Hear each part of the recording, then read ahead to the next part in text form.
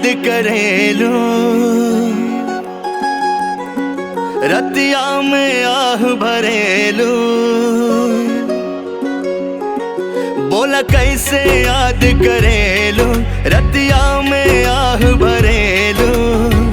हमरो नौकरिया ना मन भावे, हमरो नौकरिया ना मन भावे। हंस के बोलल का संगवा रहल का, उहे नु याद बड़ी आवे। हंस के बोलल का संगवा रहल का, उहे नु याद बड़ी आवे।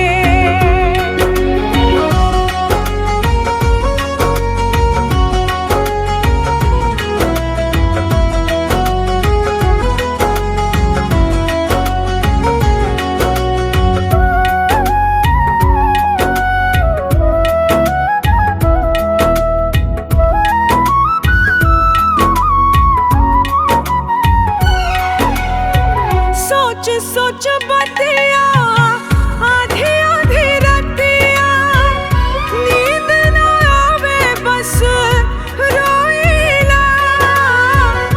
हम ही बुझीला कि कैसे जिहीला, कहियो न ठीक से सोईला।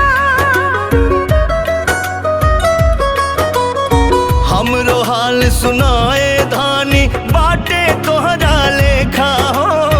तोहर ध्यान में डूबल राही, कर नयन देखा हो।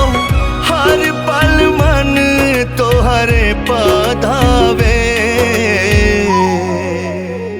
शर्ट तोहर ललका धनी हो कहल का, उहे नु याद बड़ी आवे। हाय हंस के बोलल का संगवा रहल का, उहे नु याद बड़ी आवे।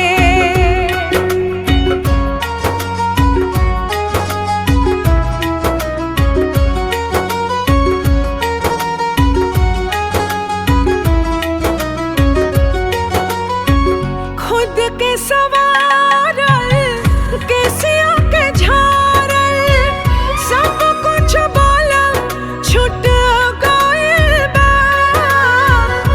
मनु मधुरिया सहाला ना दूरिया, तोहरा से दिल टूट गइल बा। ऐसे ना कुछ बोला ये धानी, आलोक भी दुख सहेले। हो जाइबू परेशान यही से